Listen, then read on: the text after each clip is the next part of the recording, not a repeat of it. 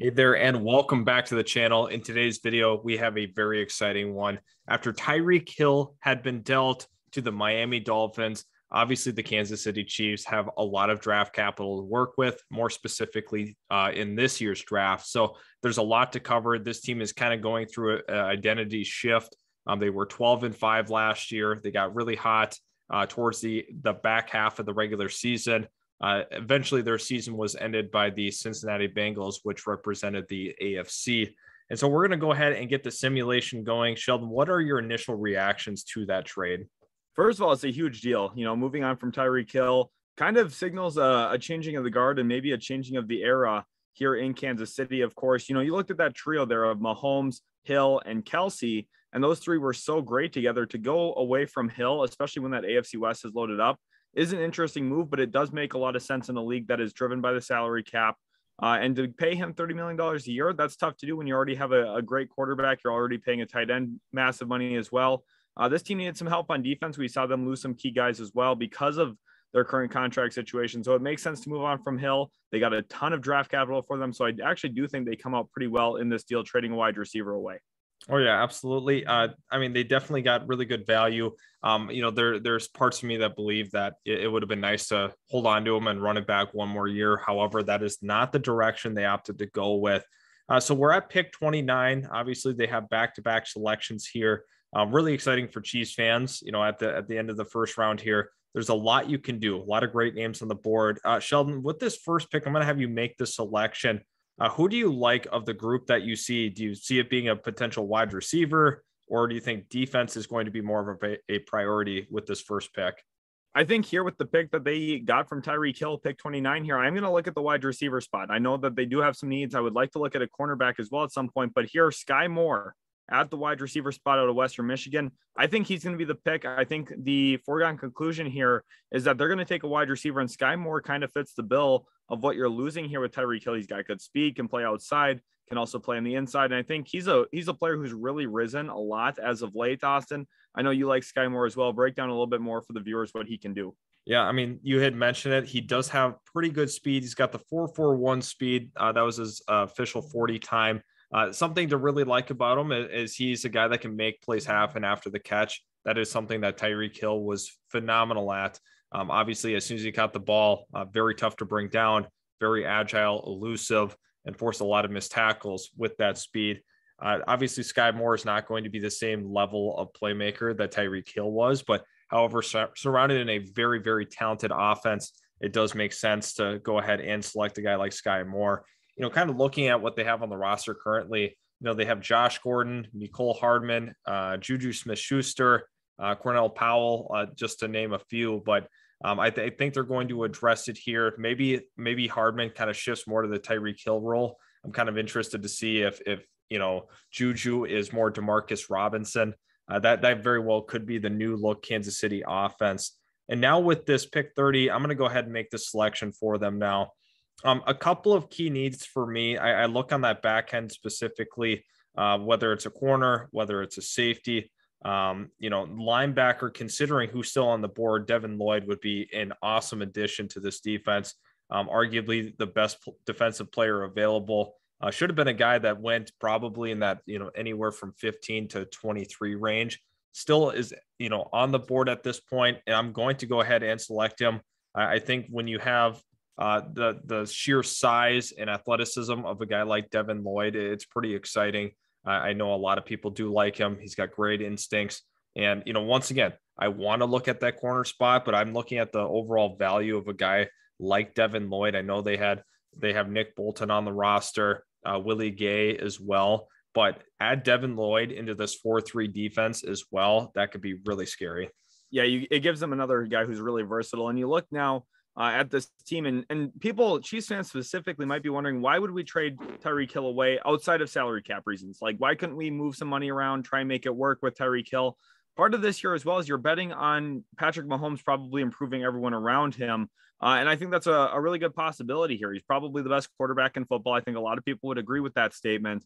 And now you're going to give him another young wide receiver in Sky Moore, who we took in round 1. You've got Juju coming in. You've also got Mecole Hardman. Austin, you talked about taking probably a bigger role this next season. And I think the Chiefs offense is going to be fine. You still have Travis Kelce there. And they're going to be more committed to running the football a little bit more too, a little bit more balanced. And I think this Chiefs offense is going to do really well. Austin, 50th overall. What are you going to look to add here? At cornerback, to me, is one of the massive needs. There's also a few other spots we could look. We could look at another edge as well to put onto that defensive line. What do you like here? Yeah, I like a couple of guys that still remain on the board. I know we've both been big fans of Derion Kendrick through the process. I also really like Roger McCreary from Auburn. Two guys that I'm really, highlighting specifically for this defense. I'm also looking at that safety spot. I love Kirby Joseph. I think we can definitely wait on him, if we're actually looking at, for value standpoint. I'm staying in that corner room. Derion Kendrick, he's been a big contributor on 2 terrific defenses. If you remember back in Clemson, when he was a huge part of that roster, and then now this past year, the national champions, the Georgia Bulldogs. Derion Kendrick has been the model of consistency. Very well could have came out last year. Didn't, really skyrocket his draft stock like he thought he might have. However, Derion Kendrick, experienced corner at the collegiate level, true battle tested in the SEC. I love him here at 50. I like that a lot too. One thing about Kansas City here is they run a lot of man coverage on the outside. They actually ranked 2nd in the NFL this past season in terms of most man coverage ran. And you're getting a really good man covered corner here in round 2. For me, Derion Kendrick, I have a round 1 grade on him.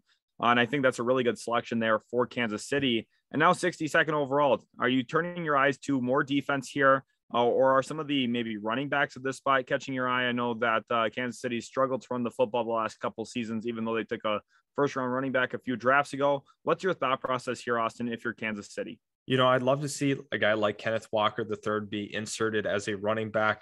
However, I don't think they're going to go there. I think they might opt to take one a little bit later on in the draft.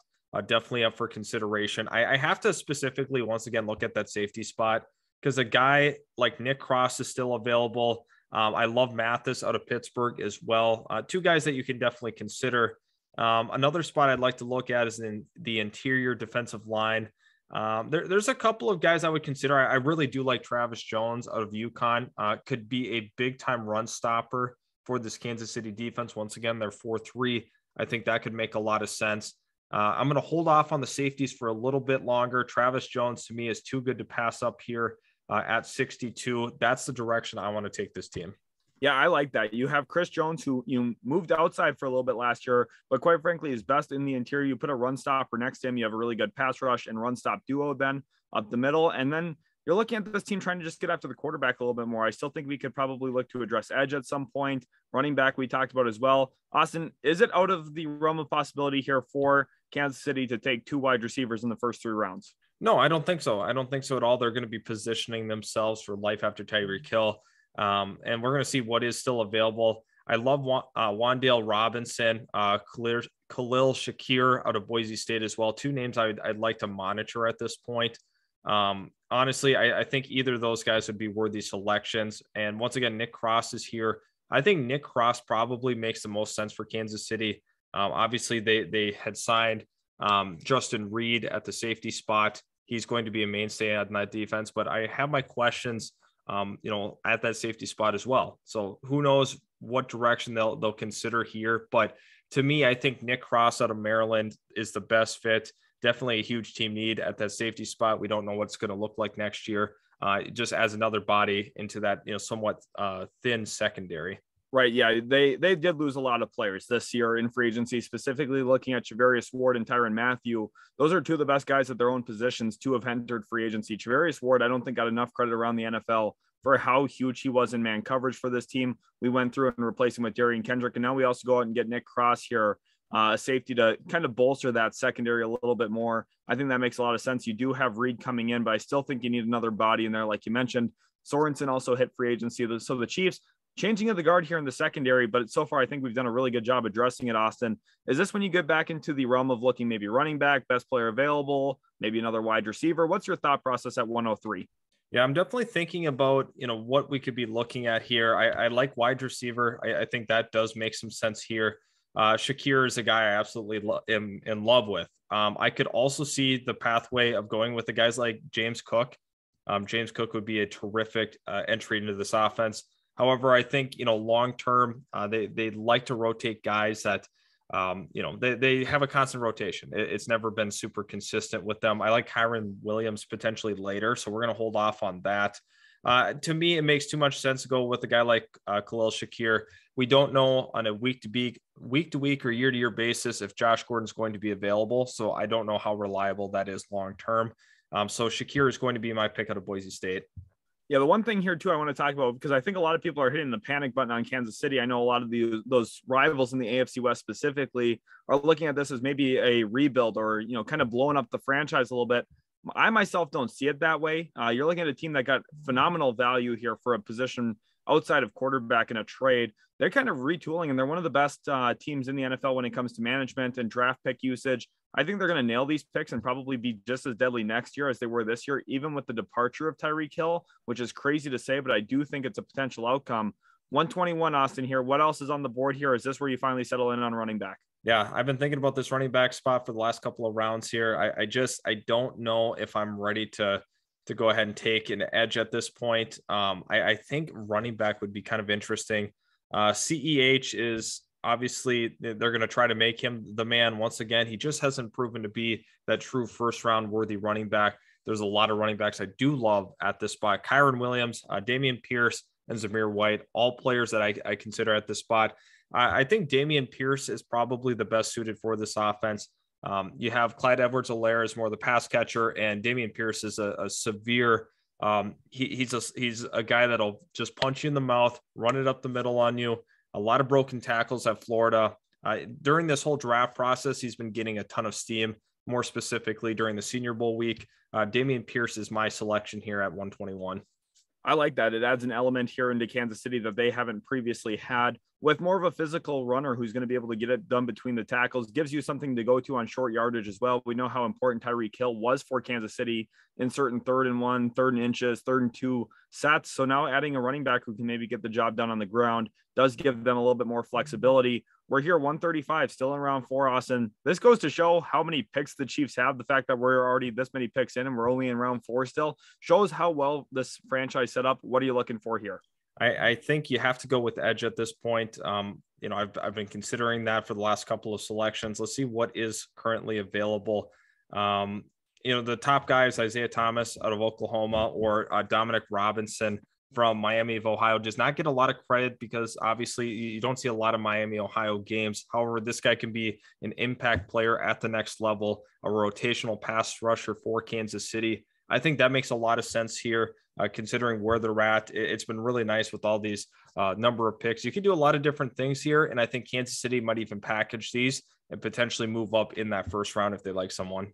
Yeah, they do have a lot of flexibility here. Going with the edge does make sense. I think we've done a really good job addressing not only needs, but also, going about this in terms of fit and also reasonably what they need to add to replace a guy like Tyreek Hill, how to improve this offense while also getting better defensively, which is part of the goal here and saving some of that money. Gives them more long-term flexibility, which is huge. They have 2 guys they're going to be able to draft this year with 5th-year options because of the first round. And they also have all these picks, like you mentioned, that they can package. Maybe they want to move up in round 1 for a certain wide receiver not named Sky Moore. Maybe they want to move up into the 2nd round from their round 3 selection, so on and so forth. They have a lot of flexibility. They've set themselves up extremely well. And I think that's, pretty clear here with how this draft has gone up to this point. If you want to go to the My Picks section here, Austin, and just showcase real quick what we've been able to get done.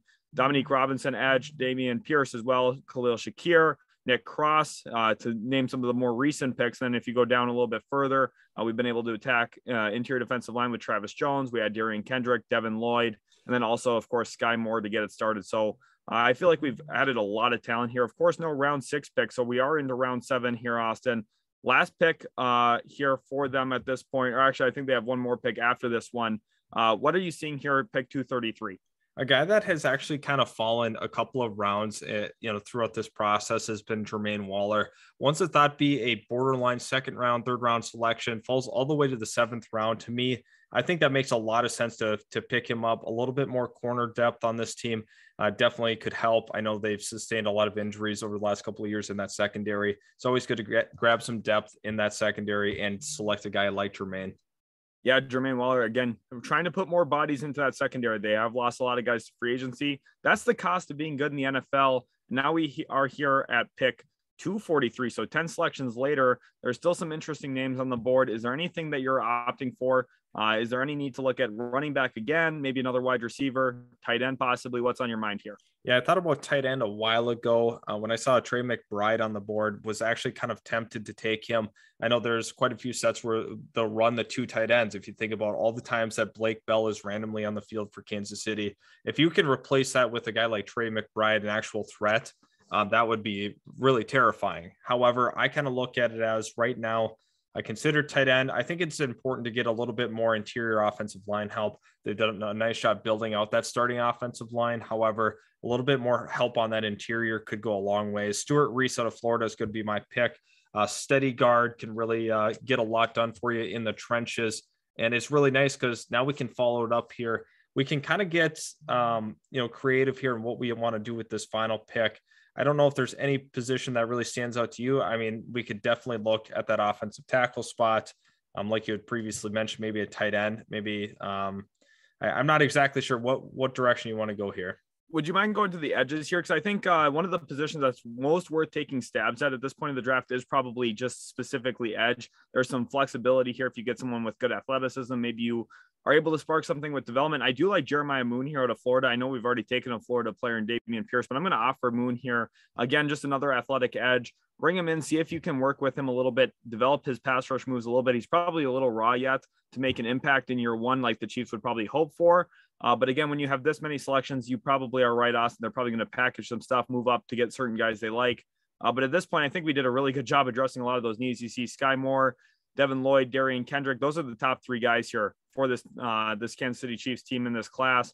But then to follow it up with the other players we were able to grab, I think this is a good collection of not only top tier talent and also replacing Tyreek Hill with a guy who I think is going to be really serviceable, but also improving the depth on this team, which is huge when you're struggling with salary cap space. I think we nailed it here, Austin, on this Chiefs mock draft. Hopefully you guys have enjoyed. If you did, make sure to leave a like. Check out our other videos on the channel. We do have a whole first round NFL mock draft with all 32 teams in there. So make sure to go check that out. Leave a like, and we'll catch you in the very next Utility Sports video.